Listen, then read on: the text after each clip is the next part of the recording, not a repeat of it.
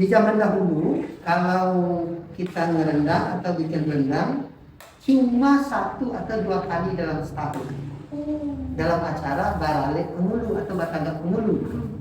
Yang kedua bahan pokoknya cabai. Cabai melambangkan pedasnya agama di sana, tegasnya agama yang halal.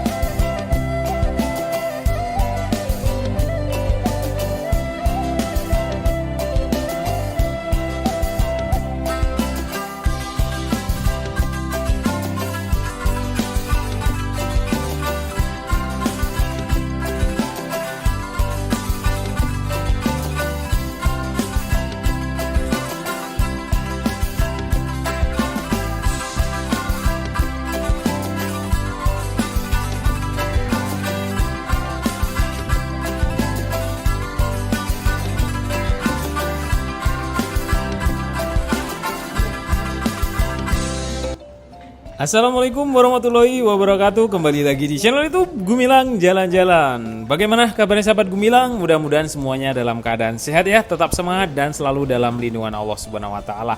Nah, pada kesempatan kali ini Gumilang Jalan-Jalan sedang berkunjung ke rumah produksi rendang Zara yang ada di Kota Padang, Sumatera Barat. Ikuti terus jalan-jalan kita hari ini di dapur rendang Zara. Jadi kita akan melihat proses pembuatan oleh-oleh khas Minang. Mungkin sahabat Gumilang tidak asing lagi dengan rendang, itu sudah mendunia, dan sekarang kita akan melihat bagaimana proses pembuatan rendang yang diawetkan dan bisa dibawa ke luar kota bahkan luar negeri sampai berbulan-bulan. Oke, langsung saja simak video ini sampai selesai agar sahabat Gumilang tahu informasi-informasi penting tentang rendang Zara yang ada di Kota Padang, Sumatera Barat. Iya. Ya, potongannya itu di sana itu harus sama besar ya Pak ya. Di sana, jadi kalau di sana bisa melihat semuanya ini semua harus ditimbang dan ukurannya ada ya Pak ya. Iya benar. Ya, Pak. Ini dagingnya Bapak pasok dari mana Pak Chef Arif, Pak? Kita dagingnya lokal. Lokal. Itu Bapak belinya di pasar Pak atau emang ada saudagar daging yang janjian beli Pak yang akan mengantar terus Pak? Ada yang kita kerjasama dengan tingkatan kerjasamanya, kita menyesuaikan, kita beri ketentuan ini 3 daging sama. Contohnya sekarang dapat kita lihat daging kita kan tidak ada gomong. Oh betul, ini full daging ya Pak? Full daging. Ini namanya dagingnya daging gandek. Gandek. Gandeknya ada daging yang empuk nih. Emang harus bagian itu ya Pak ya? Iya. Emang kalau kenapa Pak? Ada pengaruhnya nggak Pak kalau misalnya bukan daging padat untuk produksinya Pak? Kan banyak tuh di tempat orang jual rendang juga ada kok yang bumbu-bumbu gitu Pak. Ya, kita untuk memenuhi kebutuhan customer tersebut kan ada kebutuhan. Keduanya gimana sih cara makan rendang itu? Kok ada gomok-gomoknya, ada itu-itunya agak keras. Jadi kita untuk memenuhi kebutuhan customer tersebut atau selera customer tersebut. Kalau sehari Bapak bisa menghabiskan berapa kilo daging?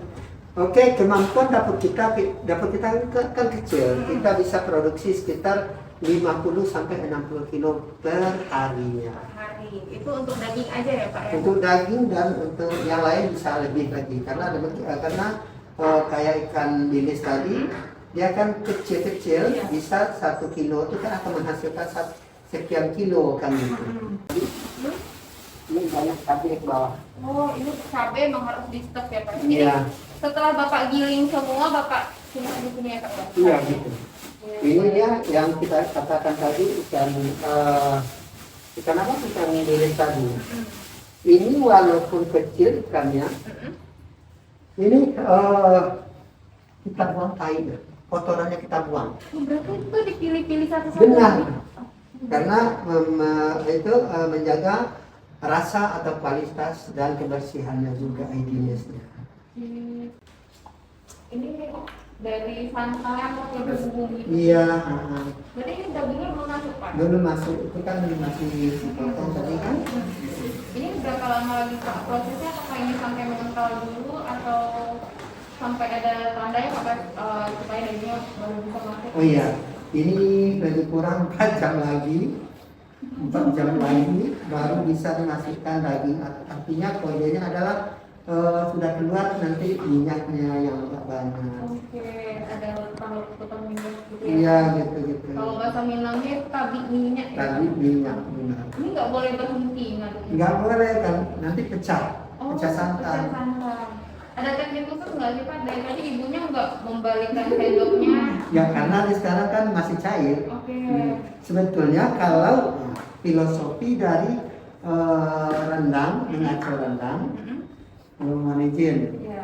Kalau di ranah Minang tuh orang-orang tua atau bendok-bendok tersebut dia ngacau ini, artinya merangkul mengambil apapun menerima pendapat dari anak kemenakan, tarik terus ke atas kemudian tarik ke sana, raih ke depan kepatuhan kita. Itu artinya mengambil anak kemenakan di kaum tersebut, merangkul supaya dengan kasih dan sayang. Ini maknanya. Jadi setiap gerakan membuat rendang itu ada budaya dan adatnya. Oh ya itu filosofinya gitu. Filosofinya. Hmm. Begitu.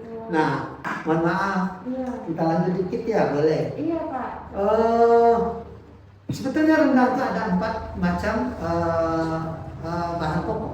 Apa Pak? Yang pertama daging. Iya. Daging itu melambangkan dari lili mama Daging itu nih. atau penghulu. Karena kenapa demikian? Di zaman dahulu kalau kita ngerendang atau bikin rendang cuma 1 atau 2 kali dalam setahun.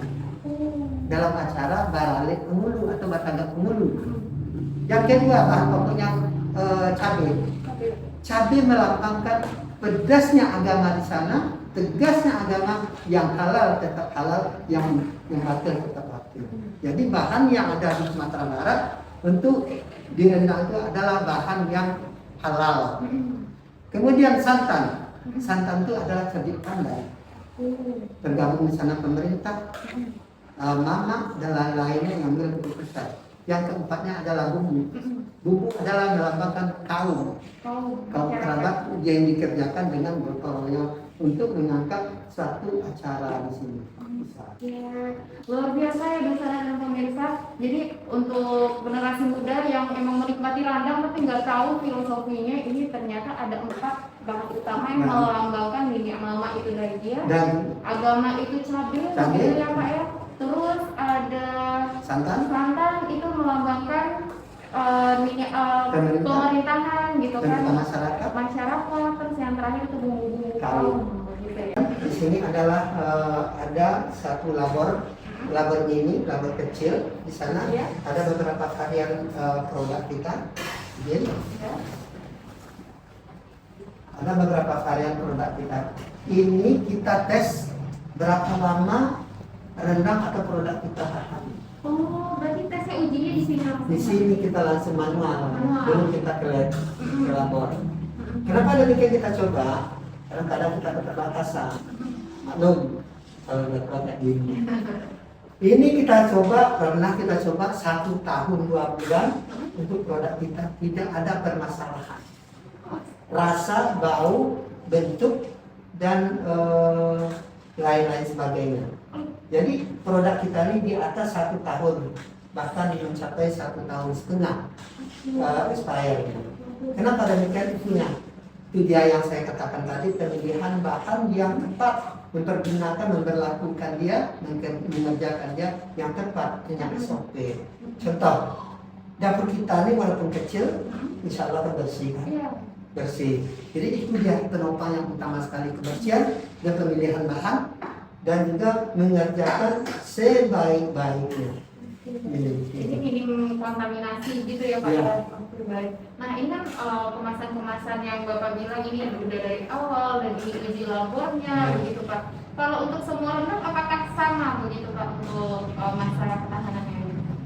Sekarang kita coba, tiap hari kita coba ada produk kita di suatu tempat, kita tarik, sudah 1 tahun 2 bulan, rasanya sama semua, nggak berubah. Karena kita memperlakukan kayak gini, ada ruang seperti ini. Ini nggak ada selain daripada tempat pengemasan, di sini barang yang lain tidak ada di sini. Boleh diperiksa. Berarti ini memang khusus untuk barang yang Iya. Ini kan di dalam kan bisa tahan apakah Bapak menggunakan sistem vakum gitu ya Pak?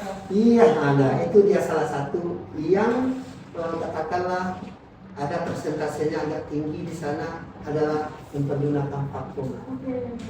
Vakum ini sangat membantu untuk kelangsungan dan daya tahan. Nah, walaupun kita misalnya banyak teman-teman punya vakum tetapi punya terjaga kebersihan, itu juga nggak akan tahan lama karena dia akan tertompang bakteri biologi yang sama. Habis di kafe bersihin lagi, Iya. begitu ya, kan rendang masih ada cipratan minyaknya di titik-titik Iya, ya. betul. Baik, kalau misalnya orang pengen nelfon Bapak pengiriman ke luar kota itu gimana Pak? Kita melakukan seperti itu melalui kurir-kurir yang sesuai dengan standar tersebut. Oh iya, lupa satu. Apa Pak? Sebagaimana kita ketahui, rendang Zara ini Pak produknya selain daging, yang paling bestseller di sini adalah rendang bilis. Iya. Kalau udah kenal dengan rendang Zara, kalau tidak mencoba rendang bilisnya, itu dikatakan belum lagi mencicipi rendang Zara. Emang kalau ulang dulu coba rendang bili berarti belum coba rendang Belum, berarti belum kenal. kayak apa sih Pak rendang bilinya? Nah, jawabannya yang tadi itu ikannya yang seperti tadi itu gurih, tahan mencapai 2 tahun, tanpa pengawet, tanpa MSG. Itu bestseller. Semuanya emang tanpa pengawet ya Pak ya? Iya, kita tidak pakai pengawet dan tidak pakai penyedap rasa. Penyedap rasa itu semuanya bahan-bahan alami. Alami. Oke Pak.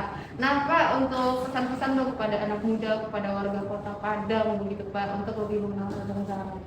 Nah, buat para muda atau milenial, dekati terus kuliner Ranah Minang, cintai rendang. Kuliner Minang tersebut salah satunya ada di Rendang Zara, Jawa Barat. Oke, alamatnya boleh dikasih tahu kepada pemirsa Pak? Oke, alamat Rendang Zara adalah di Jalan Gurun Lawe, Kelurahan Gurun Lawe, dekat SMA Zara Kota Padang.